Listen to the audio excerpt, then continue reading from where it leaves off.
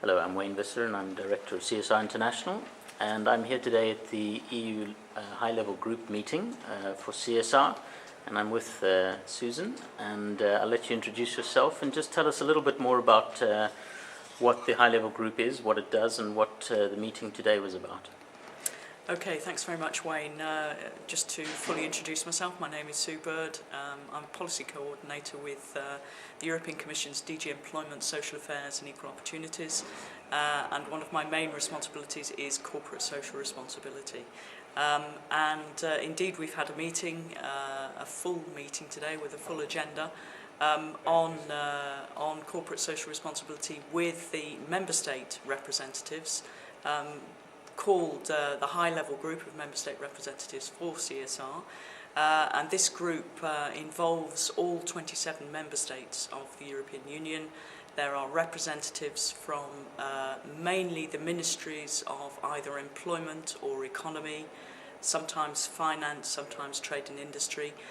They come together on a 6-monthly basis, usually 1 or 2 representatives per member state, obviously of the 27 member states of the European Union. Okay, and can you tell us a little bit about how the, if you like, the strategy on CSR is evolving, and whether there are any links to the new Lisbon strategy, the Europe 2020? Indeed, yes. We have got quite a full agenda at the moment, and we have seen an evolution, I'm pleased to say, in our CSR activities and discussions over the last few years. The last policy statement that the European Commission wrote on CSR was in 2006, which established at the time very much a business-led agenda, if you like, for CSR. CSR is based on voluntary action by companies who pursue environmental and social objectives in their daily business operations on a voluntary basis, which go beyond the law, and that definition was very central to the communication in March 2006. Now, obviously we're in 2010 now, and as I said previously, things have moved on, things are moving on. We see quite an interest in the international issues related to CSR at the moment, in particular quite a big work around business and human rights. CSR reporting commands a lot of our attention at the moment, and also, as far as I'm concerned, we're doing some work on public procurement, social considerations in public procurement, CSR and local development issues also, and I think, referring back to the communication from March 2006, what we're seeing is a request, if you like, an all-round, an all-encompassing request for public authorities, and particularly directed at us, to the Commission, to be more active in CSR. So, you know, whereas we have had more of a passive role, I would say, for the last 4 or 5 years, now we are definitely being urged to be a bit more active, to be on the front foot, so to speak, rather than being a little bit more on the back foot. Linking to what you're saying, one of the questions I get often asked is, should we legislate for CSR? Now that's a simple question with a complex answer, but how would you approach that question? That's obviously a very interesting question, and at the core of many of our CSR debates. As I've said, recently we've been very much into voluntary CSR. We have not felt that a legislative or regulatory approach has been appropriate in recent times. Now, that doesn't mean to say now that we will move into a direction which takes us down the regulatory or the legislative route. But I would say that certainly at this stage, those or similar activities would not be completely ruled out. We are at the stage now where we're contemplating just how active to be, just how directional to be, and this may, in due course, involve some sort of obligation, some sort of condition, some conditions being brought in. But that is for debate. We are open to receiving comments. We try to consult fully and regularly, and we see this as an evolving context. And I think we can say on that particular issue, watch this space.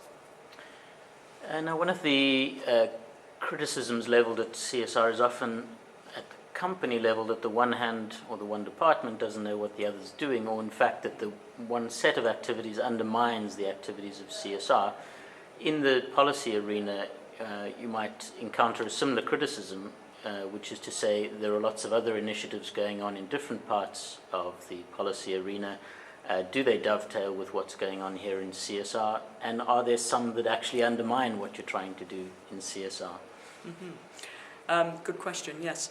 I think within the Commission, the last few years, we've all of us in the various services of the Commission been quite conscious of the need to not isolate ourselves or become departmental silos.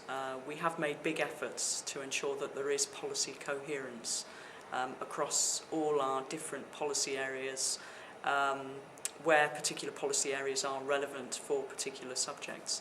And certainly we can see an example of this in relation to the international aspects of CSR, for instance. I mentioned just now that we're looking at business and human rights.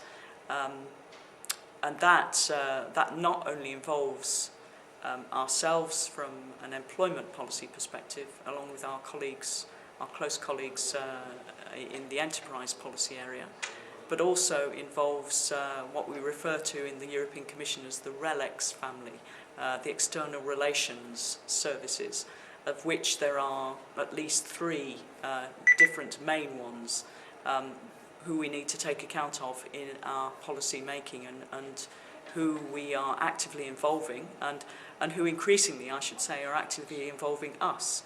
So policy initiatives on CSR, for instance, come from ourselves, come from the area of employment, come from the area of enterprise, but also from the area of human rights, from the area of development, from the area of external relations, from the area of internal market policies.